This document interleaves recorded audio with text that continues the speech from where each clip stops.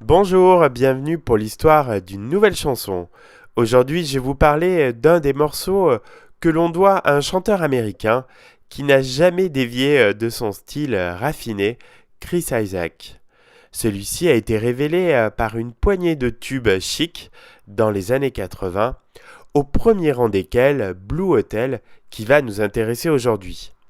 Héritier des interprètes des années 50 et 60, notamment le sous-estimé Roy Orbison, Isaac s'est imposé en alternative singulière à la culture pop dominante. Dans ses ballades soignées se rencontrent des échos de blues, pop, country et surf music. C'est le cas pour Blue Hotel.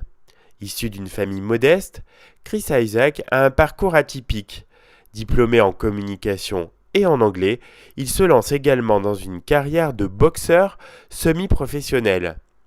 À la sortie de la fac, Chris monte un groupe intitulé Silverstone et se produit dans des clubs de San Francisco. Après de nombreuses années, le groupe est repéré par le label Warner Bros.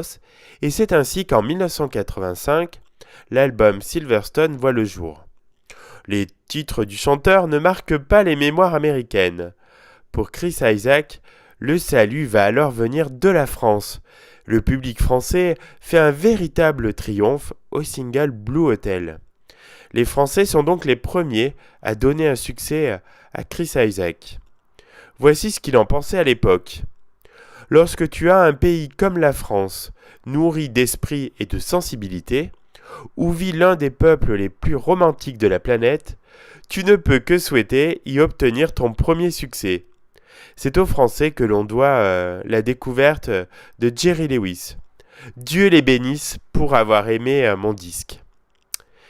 Et en France, ils sont très peu, lors de la deuxième moitié des années 80, à pouvoir prétendre entrer au top 50 et faire la une des Inrecuptibles, toute jeune revue de rock, cinéma et littérature underground.